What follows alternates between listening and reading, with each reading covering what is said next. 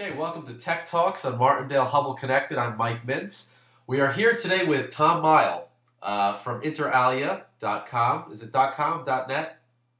.net, yes. .net, okay. From interalia.net. And we're going to talk about a range of things today.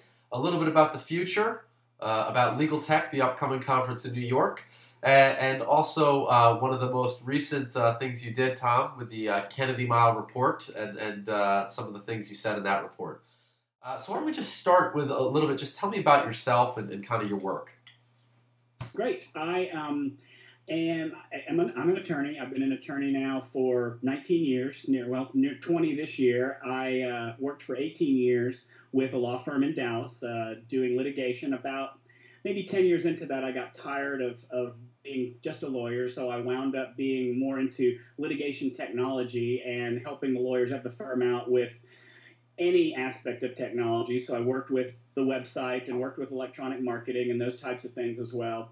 And then I really wanted to expand my range, and so the past year and a half I've worked at Theos, an electronic discovery company, and I spend most of my time with Theos working with companies on developing discovery response plans to help them be more prepared when they get requests for electronic discovery and lawsuits and investigations and stuff like that. Great. And let me ask you this. What are some of the big surprises that companies are facing, you know, when you are preparing these solutions for them? What are some of the big surprises that they have to look out for in e-discovery? The biggest surprise, and it's what the legal doesn't really understand, is that there are so many places where data can live. There are so many places in a company that they're not aware of. Talking with one company where just talking about paper records, they were constantly learning, oops, we just found 8,000 more boxes of paper in a warehouse in Indianapolis, or oops, we just found 600 more boxes someplace else. Electronic records are the same way, but they're harder to find because you're not always aware of where they could be. And so once you become aware of an obligation to preserve records, you really need to have a good understanding about where every piece of relevant data might live. And so that's why one of the things we talk about, a lot of electronic discovery companies talk about this, is having something called, we call it a data map or a content map that provides the lawyers with an idea of where's the relevant information, how long is it preserved there, are there any destruction policies on it, is it a legacy equipment, are we going to have to restore it from backup tape or something like that. That's what I think surprises companies more often. That's probably the biggest thing that I think companies have to worry about, is finding where the data is. Now, how can a lawyer, let me back that up, how can a company possibly know where all their data is, especially, to create that data map? I mean, you guys are relying on this data map that they're giving you, and a lot of times, it's going to be guessing, especially with, and you mentioned this in your Kennedy Miles report, with cloud computing now, social networks. I mean, there's a host of places this could be. So where does a company even start with that map? And as a lawyer, what kind of checks should you do in looking at that map for the first time?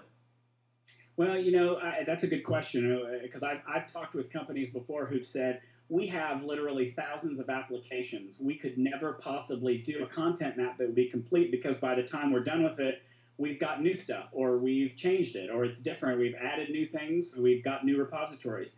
So what I think you do in those cases, or really in any case, is if you want to start with what I call it is a legal-specific content map, because you're not going to need the source of every piece of data in a company's network. I've seen data maps or content maps where they've gone down to the copier on the corner because copiers can retain some information, and Right. Theoretically that could become relevant in a lawsuit. But is it in most cases? Probably not. So what we do is we tell, it has to be a cross-functional effort. It has to be between legal and IT, and if records management is there, they have to be involved too.